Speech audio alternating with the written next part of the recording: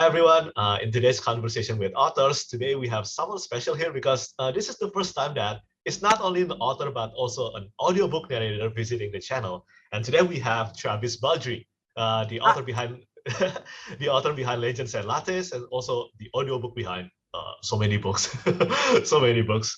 Well, Travis, can you please introduce yourself just to get things started? Hi, I'm Travis Baldree. I'm an audiobook narrator full time these days, and I guess I wrote a book. Um,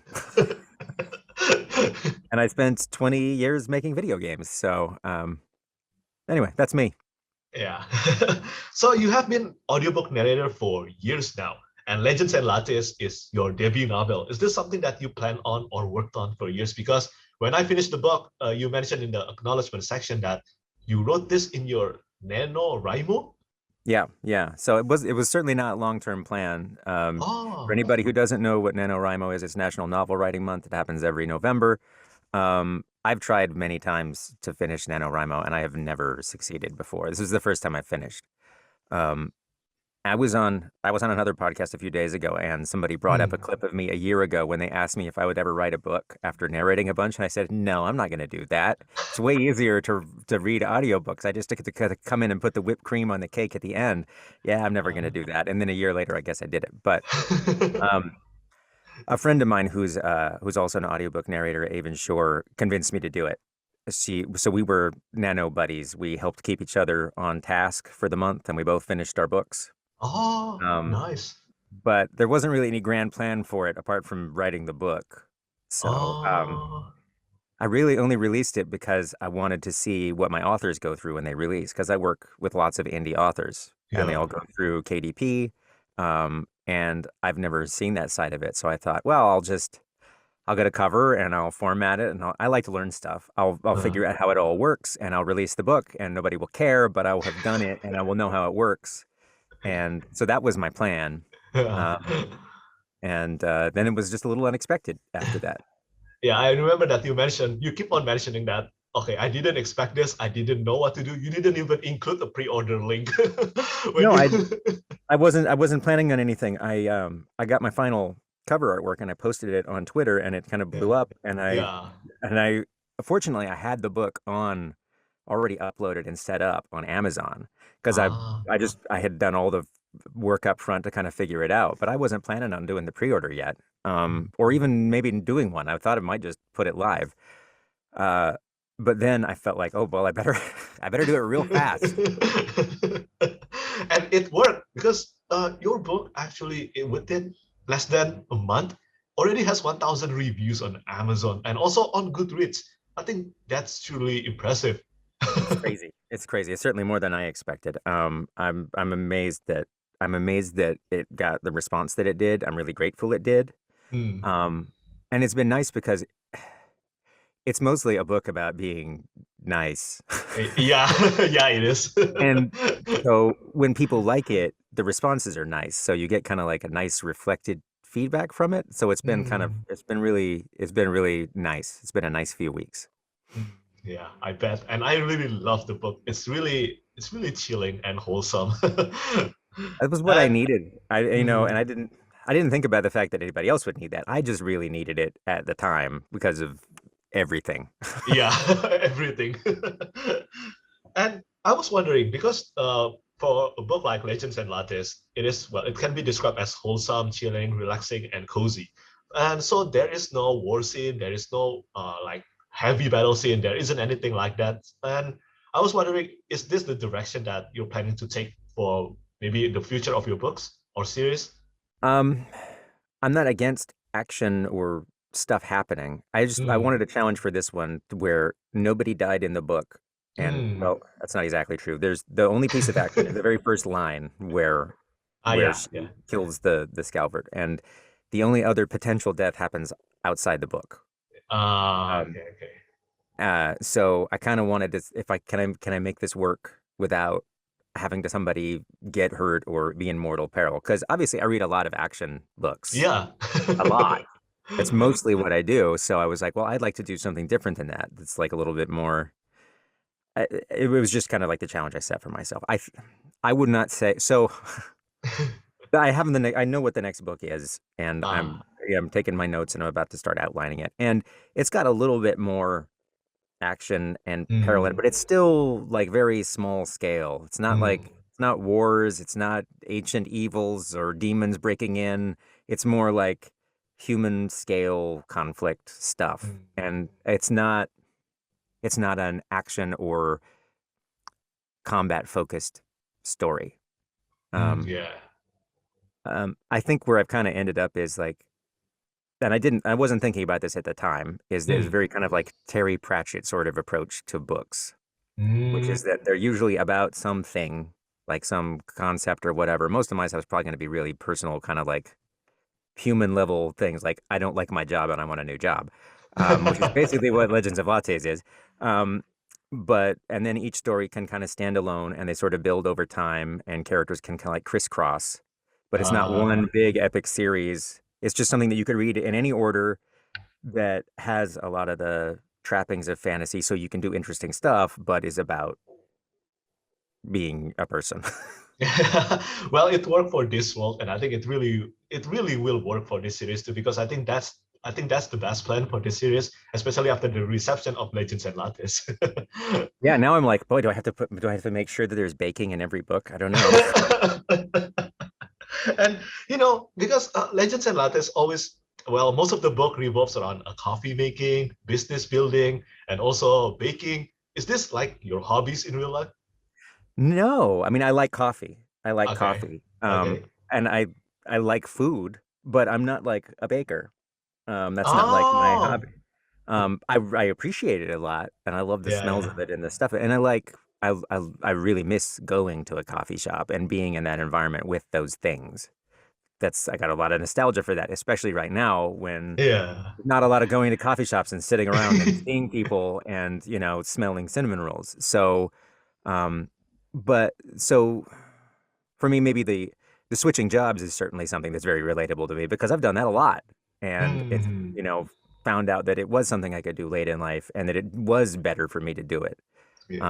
And starting a business is something I've done, and so Mm. those things are like directly applicable. I just really like coffee, and I really like the way baked goods smell. So. And it is amazing because the description on the foods and beverages, oh my God, they're so delicious. I had a lot of people kind of shaking their fist at me that they ate a lot of cinnamon rolls afterwards. My God, chef need to hire you. So, well, how do you juggle this? I mean, you are a full-time audiobook narrator, but now you are also a full-time author. Um, so the next book I'm not going to try write all in a month. That would be nice. Oh, Um, okay. I did the work in the evenings. So one of the nice things about being an audiobook narrator is you kind of have a hard limit on how much you can work in a day because your voice just can't do more than Oh, a oh certain yeah, amount. yeah, So I yeah. can be in the booth for like 5 hours in a day, and that's it. Um, Oh. maybe six. But that's not even like a full like 8 hour workday. So it would usually be at least an hour or two of writing every night for a month to get it done. And my plan is just to spread that out a little bit better, which my wife will also Oh. appreciate. And not to do it in November when there is my anniversary and Thanksgiving and everybody's getting ready for, end of year holidays. It's not actually the best month to write, and I don't know why National Novel Writing Month is in November. Yeah, It's like the worst now month for it. it's almost holiday season and everyone is like very busy, right?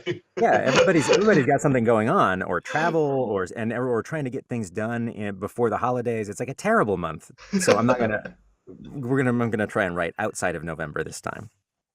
Yeah, I think that's a good plan. And I don't know if you have heard about this, but some authors have mentioned that they cannot enjoy reading a fantasy novel anymore after they became a fantasy author.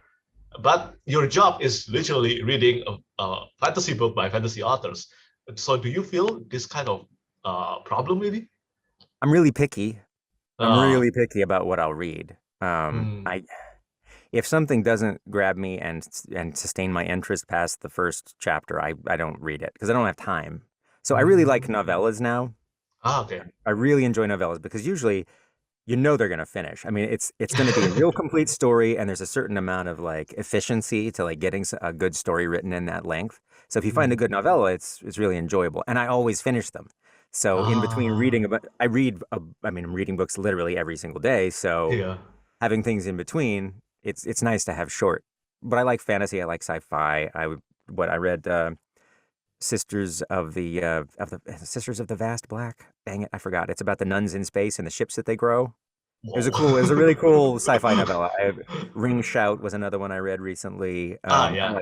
I like novellas, but I also like what's the other stuff I read this year? I went through all of Stormlight last year, Oh. which is big, but you know, Yeah. and once you get through the first, I don't know, 100 pages, you start getting into the meat of the story, and then you get the Sanderlanche at the end. Yeah. Um, Yeah. um, and uh, the uh, the Southern Book Club's guide Mm-hmm. to vampire hunting was another one that I really enjoyed this year. Anyway, Yeah. I still like fantasy, I still like speculative fiction, but I'm really picky. Yeah. And is that the same thing for maybe picking a book to narrate? So I don't really pick the books I narrate. Oh. People ask me to do them, and I put them on the schedule. And about Oh. 80% of the books on my schedule don't even exist yet. Like they haven't been written or they're in early drafts. So I don't even know what they are, most of the books. Oh. Sometimes I know. Oh. Sometimes it's been written and it's like, oh, we've had this book out and we really want to get it out. But Oh. Okay. I I don't really I don't really say no. I don't think I've been offered anything that's been objectionable to me in a way that I would say no. There's a couple like there's some certain subject matter that I was is not it's not really my Ah. bag and I wouldn't want to do, but Mm-hmm. I don't really get offered that. I get offered a lot of Mm. the way it works is that if you're at all associated with something that's popular, like Mm-hmm. Cradle, people Yeah. who write Yeah. things like that are like, oh, I want a narrator that does that. Oh, look, Travis does that. I will just ask him. And that's the way that works. So, Ah. which is part of it's like sort of self-fulfilling that you get a lot of the same kinds of stuff. So I'm always happy when I get something else. Yeah. Yeah. Because Yeah. I like mystery, I like horror, I like comedy, I even like sweet romance, obviously, I guess. Because it's just sort of pleasant. It's like chicken soup. So, and I get some of that sometimes. I get some fantasy romance stuff, which I really enjoy. It's really Mhm. pleasant. There's usually So, a lot less characters, yeah. and Yeah. So, how about for books like, for example, like Cradle? Because Cradle is ongoing, like right now. So mhm. maybe, I don't know. I'm just assuming here. So maybe if Will White, let's say he finished book number 11, and before the book is released, does will he send the book to you first or to narrate? Yeah, yeah, especially when they're trying to do simultaneous release. Ah. So with simultaneous release, I get it early. I don't tell anybody. You know, it gets recorded, and then when it releases, it's ready to go. And for Mm, Will, I just kind of plot out like Will writes, you know, like 2 books a year or something. So I yeah. try and Yeah. plot out spots for Will books over the years to make sure that there's always a space for them to go, whatever they will be. Um, Mm. Okay, okay, that is interesting because I don't know much about audiobook. And so it usually I'm since I'm indie yeah. mostly. I'm usually getting the book ahead of time, Mm. and it's usually so the indie turnaround time is really fast. So if you do it like a traditional book, the Mm. book is written like a year before it releases, and Yeah. they go through all of their production and they get their prints ready and they have a slot with the different publishers and it comes out. But an indie finishes writing the book and then 2 days later it's live on Amazon. So Yeah. um, usually it's coming in really hot. Like they're done with the book and they're like, here's the book. You know, we're going to Uh, release in a couple days. If they really plan ahead, maybe they'll hold it for a month so that they can hit a uh, specific date and maybe get simultaneous audio. Um, so it's a mix of getting it ahead and getting it like maybe 2 days before everybody else does. do you ever feel stressed with that time schedule? Um, Mostly it gets complicated when things get rescheduled, which happens a lot. Okay. Because the schedule gets fairly tight, and because it's indie, I mean, people don't make their dates because it's hard, and you don't Mhm. have a lot of latitude. Also, COVID, everybody's just kind of like, I think people get worn out. So if things miss dates, we have to do a lot of swapping. It's like air traffic control. Okay, this book's not ready, but this book is ready, and they want to come out Oh, soon, so let's swap them. But they aren't always the same size, and it's like eventually you just have to kind of like get zen about it and say, we're going to do the best we can. We're going to try and land all the planes near when they want to land before any of them run out of fuel. Uh, It's going to be okay. wow, wow, this is so impressive.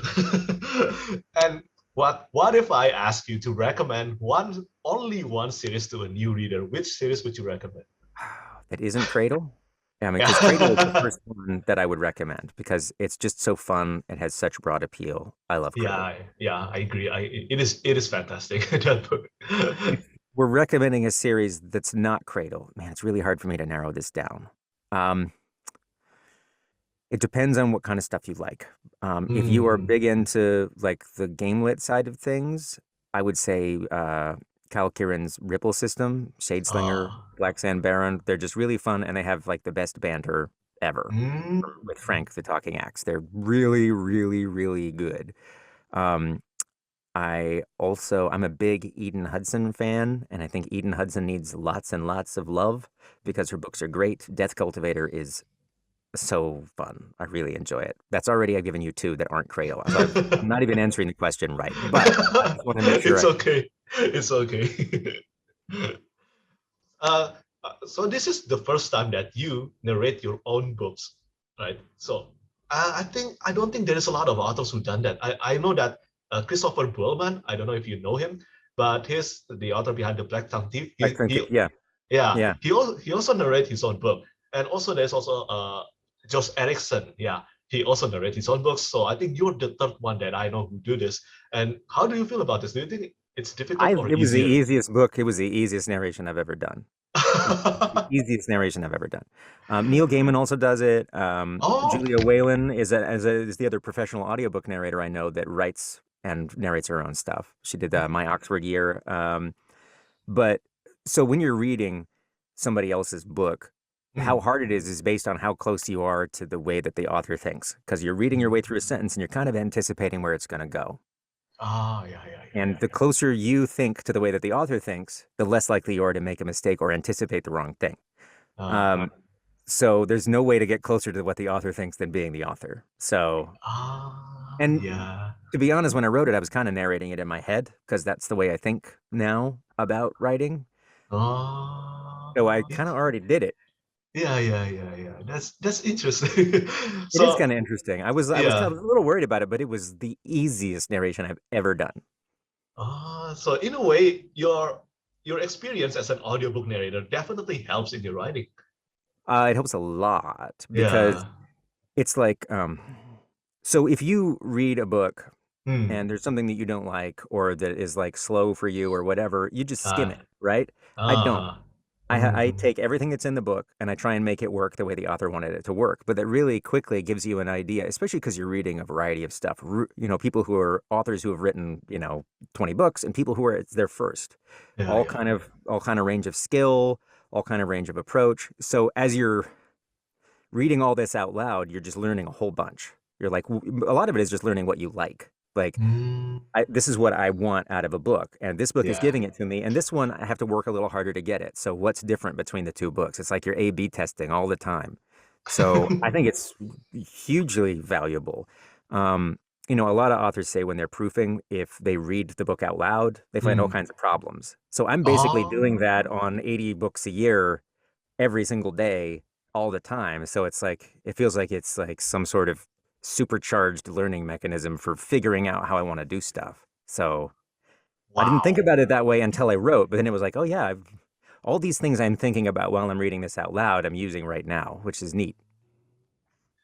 And it's not only about writing. I mean, I think one of the things that made Legends and Lattes really well took off. It's the cover art and the premise that you wrote. So I was wondering, did you like has a big influence on the cover art, or everything is well, you leave it to the cover artist? I have a I had a very specific brief. It's really close to what I wanted. Mm. So I've got a big Medium post where I went through all my self-publishing stuff. But yeah, I knew what I wanted. I wrote up a brief. I gave him latitude. I knew what I wanted stylistically, what I wanted on the cover, how I wanted it arranged.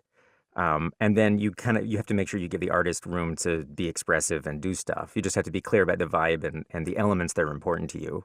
Mm-hmm. So I was ecstatic with how it came out, because it's really kind of bang on the vibe I wanted, which is like 90s paperback fantasy. Yeah. Totally, totally. And the typography too. And the It's really typography is nice. very eye of the Yeah. world.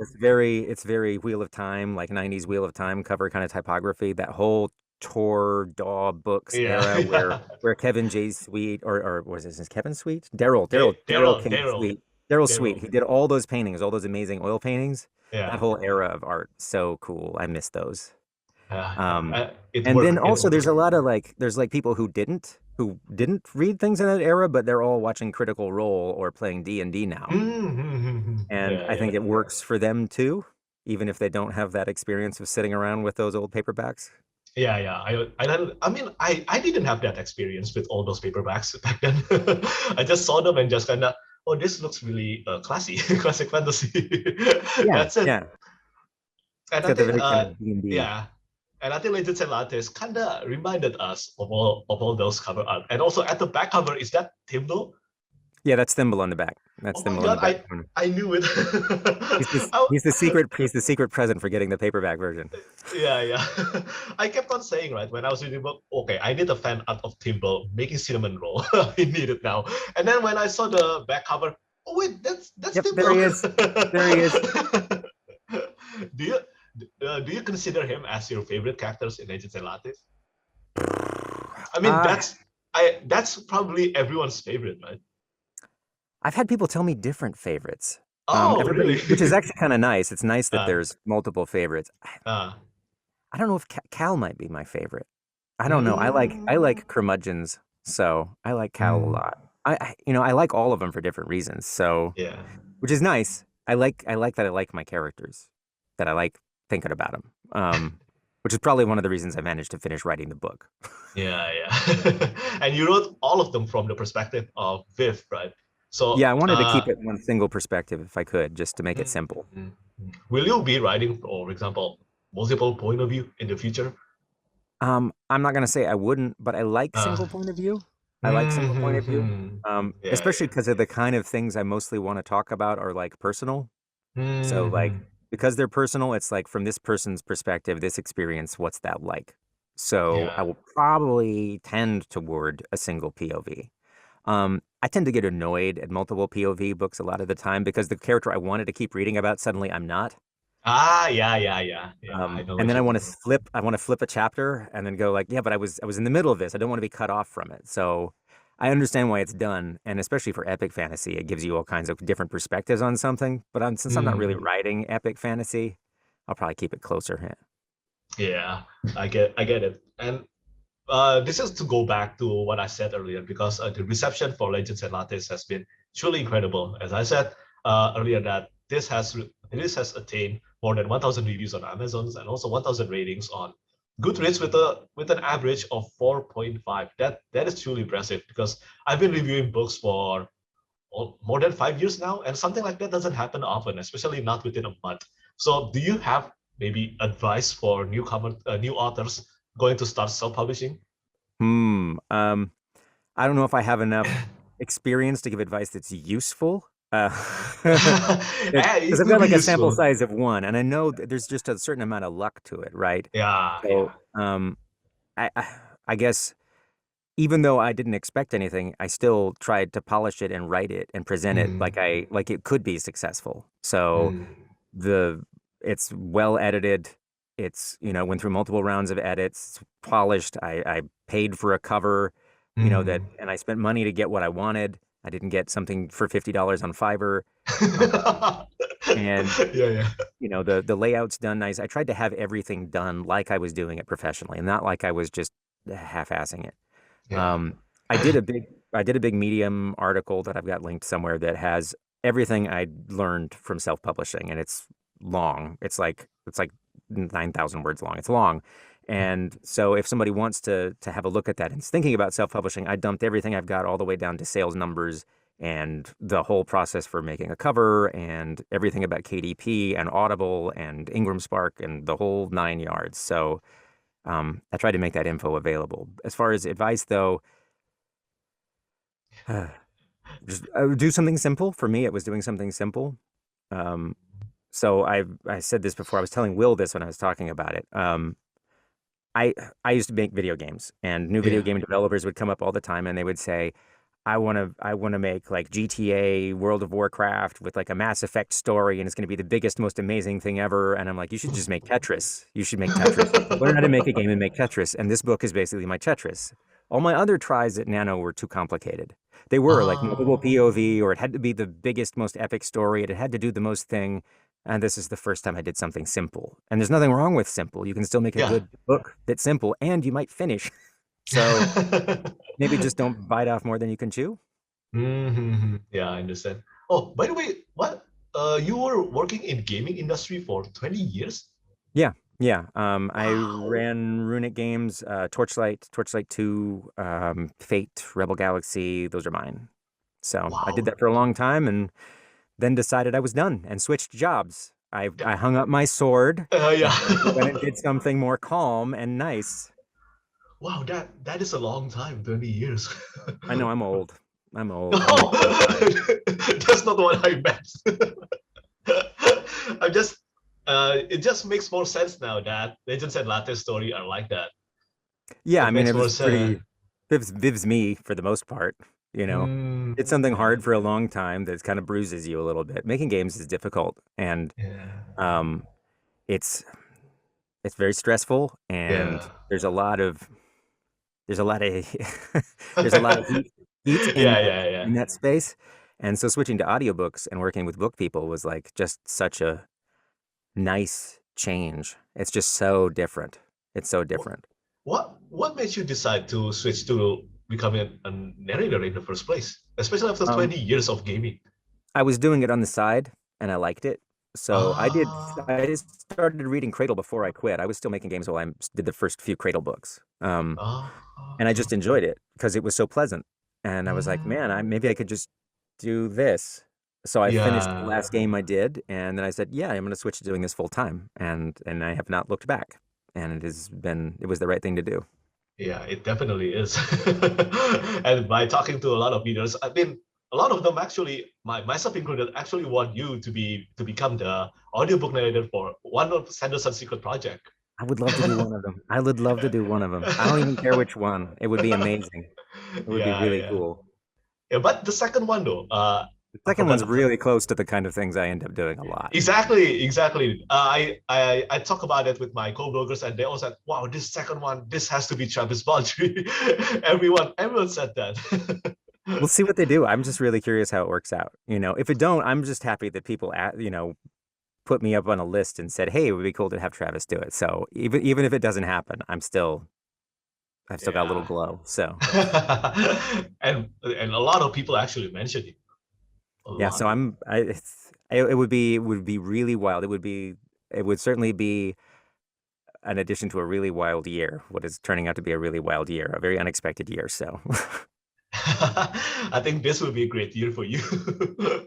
I mean, it already is. It already is. I couldn't be more thankful. Again, I was not expecting any of this, and it has been a really nice. It's been really nice in a way that I did not expect at all. Yeah. So before we close this conversation, what's the future plan for this series? I know that you said already that this will be like a series of standalone novels and series of standalone series like this one. So maybe for book two, will we get a continuation to Viv and the other characters, or maybe a new set of characters? It will And be a when? new set of main characters. It'll be a new set of main characters. You may Ah, see some of them in there, but it would be ah. about some new characters which I like, which are I'm really excited about them. But it'll be in the same city mostly, Oh, and in the same city. same city. There'll be more in the university than there was Ah, before. So we'll just kind of keep stacking things up, and hopefully you get like a bigger picture of the world a little by little. yeah, But yeah, yeah. the idea is that you could read in any order, that you could just read the second book only if you wanted to. And then if you went and Mm. read the first one, maybe you get a little bit more. So that's the You hope know, anyway. I remember someone said this. I think it was a JT Greathouse. I don't know if you know him. That's the author behind The Hand of the Sun King. So he was wondering whether what kind of approach would be great for fantasy authors right now, because a lot of people felt like maybe if a new series is planned to be like maybe more than 6 book long, they doesn't want to start until the series is Yeah, done, and that's also at the same time like a self-fulfilling prophecy that the series won't be completed, right? So exactly. he was saying that maybe the right approach for this would be to make a series of standalone novels, or maybe a series of multiple series that takes place in the same universe, just like Sanderson did with Cosmere. So Hmm. I think, yeah, what you did right now is it will work great, especially standalone novels are super rare in fantasy series. It's certainly what I want, but it can Hmm. still kind of be a series. People like, continuity of a series and to feel like their time wasn't, I don't know, people seem to like value. They like lots of words, they like lots Yeah. of books. They like to feel like they're, especially in audio too. But Uh-huh. I'm hoping that that just that approach of having it be connected but still possible to stand alone is good because I I've got way too many fantasy series that are like half done and I just forget what's going Yeah. on. And I don't have time to reread Exactly. them. I don't have time to reread them. Exactly. They come out too, there's too many of them and the books come out too infrequently. So at Yeah. least Sanderson writes his, stuff every friggin' year. He's a machine. So He's a you're going to machine. get your books out of Sanderson. Yeah. And well, Will White as well. And Will is also a machine. He just churns Yeah. them out and makes sure that they're done, and they both treat it like work. They stick to Mm. schedules and they treat it like work, which I respect a lot. I think art with deadlines is very Very, worthy. and very stressful sometimes. Well, so the last question for this one, when can we expect book two, if it's allowed for you to say? I don't know the date on that yet. It's kind of dependent on a couple of things that are sort of in Mm, progress. I'm hoping to start mm, outlining it within a month, but I don't know exactly how long it will take, and I don't know some of the other things that may happen that may change when it will come out. okay, okay. But I'm hoping to start on it very soon. I've already kind of started piling up my notes, and I know what the story is, and I know who the character is, and the characters are, and I know basically what happens. So And you have finished the draft, right? I haven't finished the draft yet. Nope. Oh, I haven't. Nope. I Okay. will. I've written the blurb, and Hmm. I've got like a pile of notes, and so next step will be writing the outline. Wow, Um, you've written the blurb already? Yeah, I did that the last time too, because for me, it kind of like it encapsulates the story. This is a story I'm trying to tell, and it gets it across short. And so if I can have that idea of what the story means and what it's about in brief that somebody else can understand, that helps Mm. me then fill it out inside. It did last time anyway. So I wrote the Oh, blurb for Legends and Lattes way before the book. I knew what it was. wow, that's kind of odd because a lot of authors hate writing blurbs. I like it because it makes you boil down the essence of the story to what's important in a way that is interesting, hopefully. If it's not interesting as a blurb, then it's not going to probably be interest when you elaborate it into a story. Yeah, At yeah, least yeah. for And me, it helps mhm. that it's a small scale story. If you were writing a blurb for like, The Way of Kings, that's a lot harder to write a blurb for. There's a lot more Yeah, yeah, going on, but for something like this, it's more attainable.